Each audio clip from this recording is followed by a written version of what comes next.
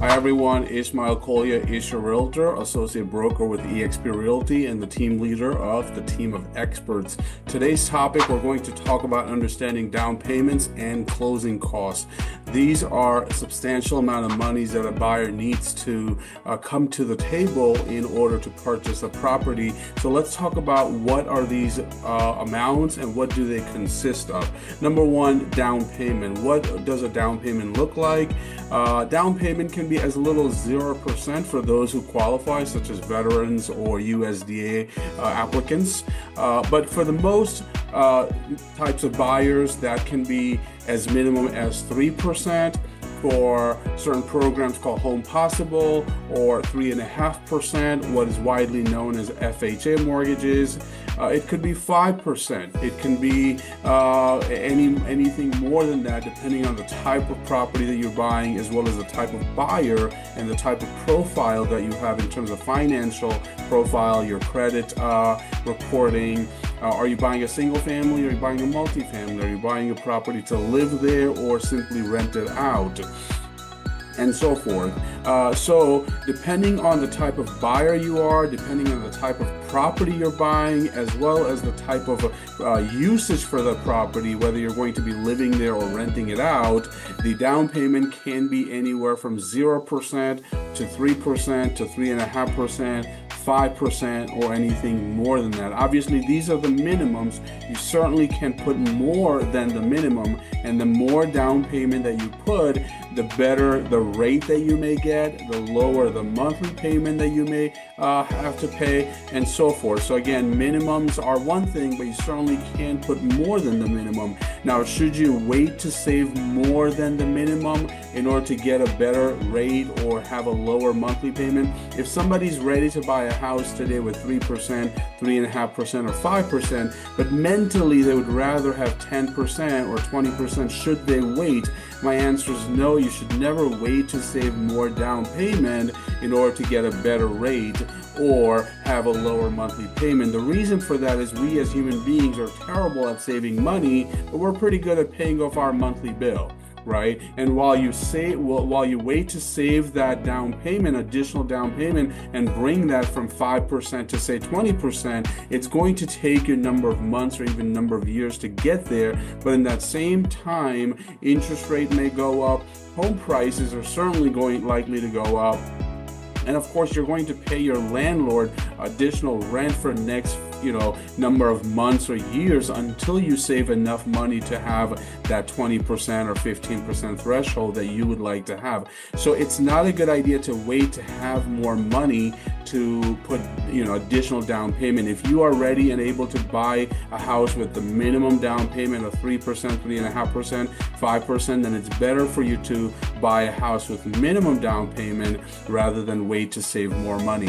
Now let's talk about what our closing costs look like and how much amount could that be. So closing costs is a general term for number of fees that a buyer would have to pay towards the purchase of a house. For example, there is mortgage origination fee, there is an appraisal fee, there is a credit report fee, there is an underwriting fee, there is a prepaid interest in order to lower the rate that you might be getting, there is title search, there is title insurance, there is your lawyer's fee, attorney fee, home inspection, pest inspection, and so many other fees that you may be looking at. You may even have to pay your realtor an amount of fee, especially now that we're in a different reality in real estate in terms of who is paying the agent and so forth. So closing costs are a number of fees that are bunched into this one name called closing costs. There is no actual fee called closing costs.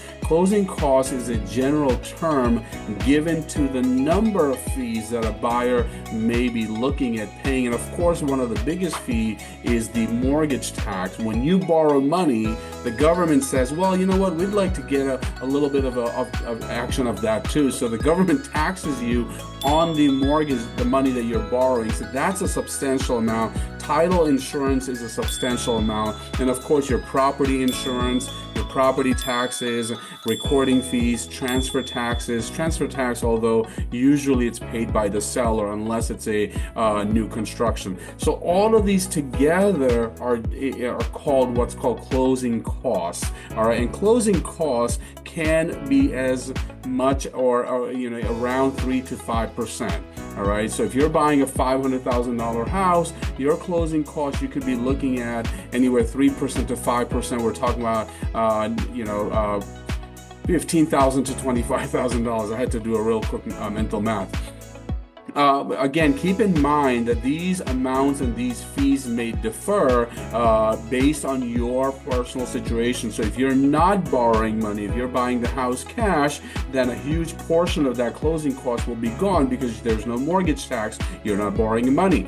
All right. So again, based on your personal situation, closing costs can be more or less, but generally they're around 3 to 5%, and that is all of these different types of fees that I just described, and in general they're bunched together and called closing costs. All right, so I hope this video made it a little bit more clear for you what down payment is, what closing costs is, and roughly how much money that you need to bring to the table in order to be able to buy a house. If you're thinking about buying a house for, let's say, $500,000, minimum that you may be able to put, for most part, let's imagine 3%. 3% of 500,000 is 15,000, and your closing cost can be another 3 to 5%. So another 3 to 5% of that is $15,000 to $25,000. What is that all together? If you're buying a $500,000 house, well, roughly $30,000 to $40,000 is the amount of money that you would need to have in the bank in order to buy a house.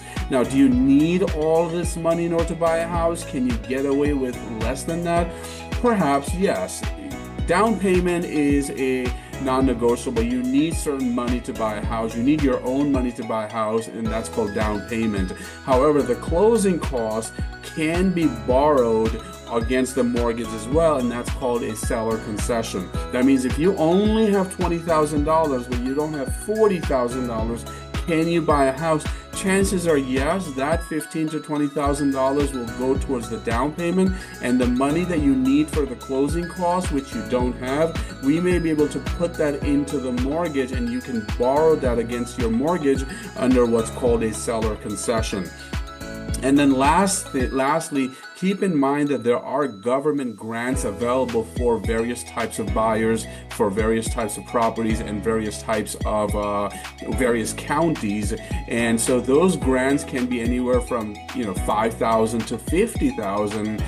Again, so there's a lot to discuss, and it'd be better if we talk on the phone. Reach out to us, 914-540-8849, 914-540-8849. Myself and my team of experts are available to help you, whether you're looking to buy in New York City, in New York State, and of course, as eXp Realty, we're in all 50 states and 24 countries. We're ready to help you with purchasing or selling your property. Isha Realtor, Ismail Kolia, Associate Broker with eXp Realty. Thank you so much for watching, and I look forward to seeing you in the next video. Take care. Bye-bye.